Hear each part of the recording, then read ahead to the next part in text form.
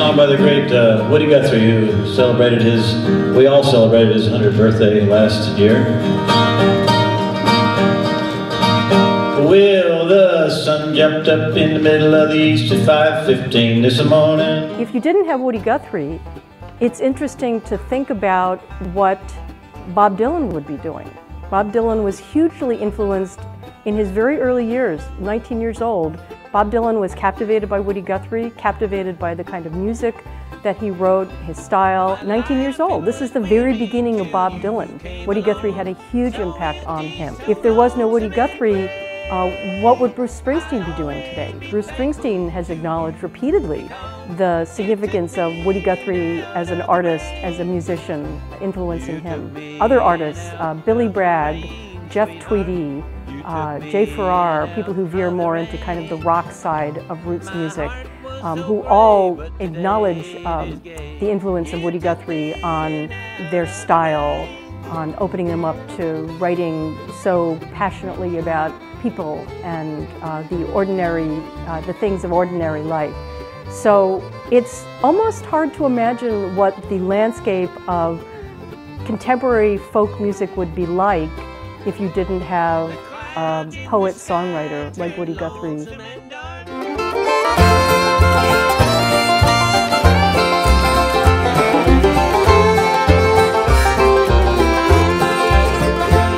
There's a girl living high in the city, and she's living in luxury untold. How I fell for her line, 'twas a pity. Now she's living on my California. I was able to give Del like 10 lyrics off the top, and he could write music to them in 3 days. It's like, I know exactly what to do. You know, he would just go into the studio and just play it. And we have the same reference, yeah. Musical reference, you know. So that's why I wanted to do Del, because he's kind of the last, you know, stake in the ground to really say this is our music. And he's not Woody's age, but of an age where he can. That sound in his ear. He has it. Just it's in his rhythm. It's in everything he does.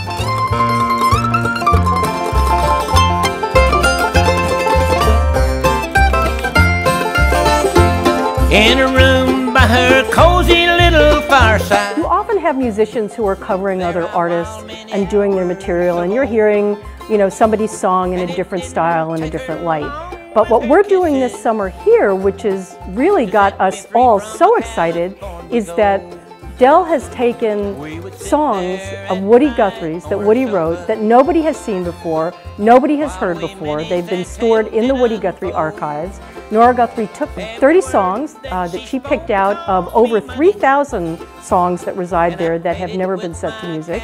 She gave these unheard, unseen lyrics to Del, and she said, "I always thought my father wanted to hear this music set to string bands, and you were the person who I want to have do it." So this is a very personal project for Nora. It has become an incredibly personal project for Del, who has gone to the extent of searching out bands who used to play in Texas at a time when Woody Guthrie was traveling through Texas, and would have been bands that Woody was listening to. And he went and met with the surviving band members of these Texas string bands. He had them play for him and talk to him about what it was like playing the kind of music then, so that Del could then channel what Woody was hearing in the 1930s and the 1940s when he was in Texas, and bring that to life in the music. And that has been one of the really exciting aspects of this for Del, who has thrown himself into this project in a very personal way. And it's also a very exciting aspect for Nora, who really has always wanted to hear her dad's music in the string band idiom.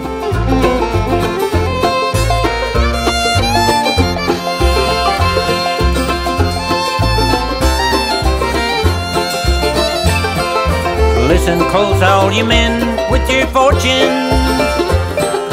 Watch your step, keep your money at home, lest you lose every cent of your bankroll, just as I lost my California gold.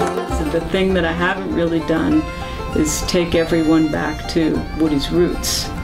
Like, what was the early music? What kicked him off that he really wanted to play music? What did he love that made him turn into a musician? And there are certain lyrics that can only be done in that style, like Do Re Mi. These are pure bluegrass lyrics. What I love is there's a lot of songs of Woody's perspective of coming into New York, and one of the songs that he wrote was called Women's Hats, and he wrote it the day after he wrote This Land Is Your Land. He was staying at a boarding house on 43rd Street and 6th Avenue. It was February. It's the first week he came into New York. So he's up at this boarding house in the middle of Times Square. Now this is the guy from the Dust Bowl. Like, he doesn't know what the hell's going on. And he's looking out the window. First he writes This Land Is Your Land, just talking about his journey as I went walking. So it's really a diary entry almost, if you think of it that way. As I went walking that route on the highway, he had just come off the road. I saw above me, and he describes all the things that he saw, both the things that were beautiful and the things that were not so beautiful. But so the next day he's looking out the window, and he sees all these like very chic-y New York girls. These are not your Pampa, Texas girls, you know, with the aprons and the sunbonnets. This is New York girls, secretaries and stuff, and they all have these hats. It was in the 40s when hats had feathers and shapes, and so one of the songs that we were able to do, Women's Hats is one of them, and I'll just show you like the lyric. And I've had this on my mind for so many years to do Women's Hats, and I think it's so great that he wrote it the day after This Land. With 20 yards of fishing net that falls into her eyes, a half a dozen mouse traps just above her ear, and 19 yards of boat sail flying in the rear. I sat down on a... See, now this is a funny one, because he's so funny. And it's about a car.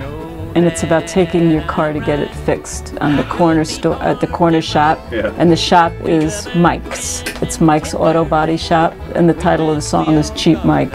You know? And he talks about, I brought my car to old Cheap Mike's to see what he could do, and he took the frame away and he left me with nothing. Yeah, I don't know. It's like a whole song about getting your car fixed. And I can't think of anyone on the planet who can get away with a song like that, with that wry sense of humor. So let me see, I can even just play you. This is just a rough, it's just a little rough, it's not this recording.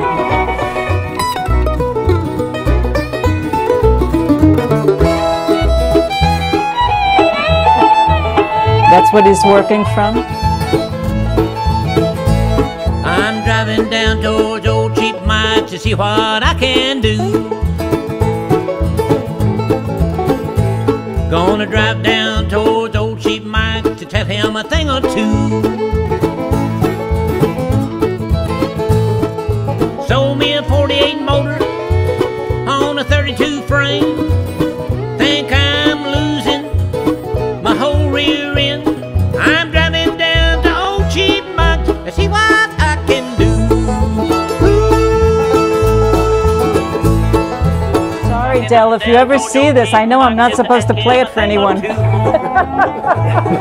Forgive me, I'm so excited. Woody writes, Foggin' Round Flatbush, June 2nd, 1949. He's fogging around Flatbush. So that's the kind of stuff it is. Del McCoury is going to be playing never before heard, never before seen Woody Guthrie material for the very first time at Caramoor. And it's going to be an incredible and historic experience, both for Del, for Woody, and for us.